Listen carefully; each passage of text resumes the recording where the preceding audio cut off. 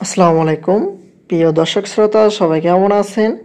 আশা রাখি সবাই ভালো আছেন। আজকে আপনাদের মাঝে যে বিষয়টি নিয়ে আলোচনা করব সেটি হচ্ছে এমপিওভুক্ত শিক্ষকদের বদলি থমকে গেল। এটি সর্বশেষ এখানে আপডেট দেওয়া হয়েছে দ্য ডেইলি ক্যাম্পাস পত্রিকাটিতে। আজকে এই বিষয়টি নিয়ে সর্বশেষ কী বলা হয়েছে সকল কিছু জানিয়ে দেওয়ার চেষ্টা করব। আশা করি ভিডিওটি মনোযোগ সহকারে শেষ পর্যন্ত দেখার চেষ্টা করবেন। আর আরেকটি কথা, যদি আমাদের চ্যানেলে নতুন হয়ে থাকেন অবশ্যই আমাদের চ্যানেলকে সাবস্ক্রাইব করবেন। অলরেডি সাবস্ক্রাইব করা থাকলে অসংখ্য ধন্যবাদ। এখন আমরা মূল বিষয়টিতে চলে যাই। আপনারা অবশ্যই ভিডিওটি মনোযোগ সহকারে শেষ পর্যন্ত দেখার চেষ্টা করবেন। এখানে হেডলাইনে বলা হয়েছে কর্মকর্তাদের বিরোধিতায় থমকে গেল এমপিওভুক্ত শিক্ষকদের বদলি কার্যক্রম। শিক্ষা প্রশাসনের শীর্ষ কর্মকর্তার বিরোধিতায় বেসরকারি এমপিওভুক্ত স্কুল কলেজের শিক্ষকদের বদলি কার্যক্রম থমকে গেল। কর্মকর্তাদের আপত্তি থাকায় আপাতত বদলির প্রক্রিয়া চালু না করার সিদ্ধান্ত নিয়েছে শিক্ষা মন্ত্রণালয়। রোববার 5ই মে বেসরকারি এমপিওভুক্ত শিক্ষকদের বদলির নীতিমালা চূড়ান্ত করতে সচিবালয় শিক্ষা মন্ত্রণালয়ের সভাকক্ষে সভা অনুষ্ঠিত হয়। সভায় শিক্ষামন্ত্রী মহিবুল হাসান চৌধুরী সভাপতিত্ব করেন। সভা সূত্রে জানা গেছে, শিক্ষামন্ত্রী বদলি নিয়ে সভায় উপস্থিত কর্মকর্তাদের মতামত জানতে চান। এ সময় একটি সংস্থার শীর্ষ এক কর্মকর্তা জানান, বেসরকারি শিক্ষা প্রতিষ্ঠানে পঞ্চম গণবিজ্ঞপ্তিতে শিক্ষক নিয়োগ কার্যক্রম চলছে। 96,000-এর বেশি শূন্যপদ থাকলেও ও পঞ্চম গণবিজ্ঞপ্তির মাধ্যমে অর্ধেক পদও পূরণ হবে না। এই অবস্থায় বদলি চালু করা হলে গ্রামের সব শিক্ষক শহরে চলে আসবেন।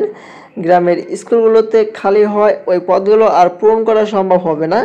এজন্য আপাতত বদলি চালু না করতে শিক্ষামন্ত্রীকে মতামত দেন ওই কর্মকর্তা।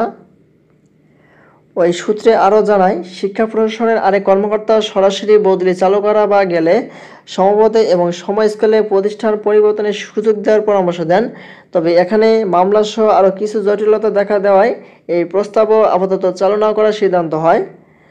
নাম অপ্রকাশিত থাকার শর্তে সবাই উপস্থিত কর্মকর্তা দ্য ডেইলি ক্যাম্পাসকে বলেন, মূলত একটি সংস্থার শীর্ষ কর্মকর্তা আপাতত বদলি চালু না করার পক্ষে মত দিয়েছেন। ওই কর্মকর্তার কথায় যুক্তি থাকায় আপাতত বদলি চালু হচ্ছে না। বদলির প্রক্রিয়া কবে চালু হবে সে বিষয়ে নতুন করে কিছু বলা যাচ্ছে না। জানা গেছে 2015 সালের আগে কমিটির পরীক্ষার মাধ্যমে উত্তীর্ণ হয়ে নিয়োগ পেতেন শিক্ষকরা। এভাবে একজন শিক্ষক প্রতিষ্ঠান পরিবর্তনের সুযোগ পেতেন। তবে 2015 সালের পর নিয়োগের সুপারিশের ক্ষমতা এনটিআরসি এর হাতে যাওয়ায় সে সুযোগ বন্ধ হয়ে গেছে। নিজ এলাকার বাইরে চাকরি করতে হচ্ছে।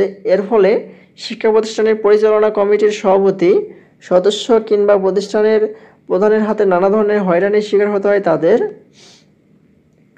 শিক্ষকদের নানা সমস্যার কথা বিবেচনা করে 2023 সালে বেসরকারি শিক্ষা প্রতিষ্ঠানে কর্মরত এমপিওভুক্ত শিক্ষকদের বদলি চালুর উদ্যোগ নেয় সরকার। গত বছর 22 অক্টোবর বদলি নিয়ে প্রথম কর্মশালা অনুষ্ঠিত হয়। সেই কর্মশালায় এমপিওভুক্ত শিক্ষকদের বদলি নিয়ে একাধিক পরামর্শ দেওয়া হয়। সেই পরামর্শের আলোকে বদলির খসড়া তৈরি করে মাধ্যমিক ও উচ্চ শিক্ষা অধিদপ্তরের মাউসি, ঢাকা বিভাগীয় আঞ্চলিক কার্যালয়। খসড়া নিয়ে চলতি বছরের 14 ফেব্রুয়ারি দ্বিতীয় কর্মশালা অনুষ্ঠিত হয়। এই কর্মশালায় বদলির খসড়া প্রায় চূড়ান্ত করা হয়।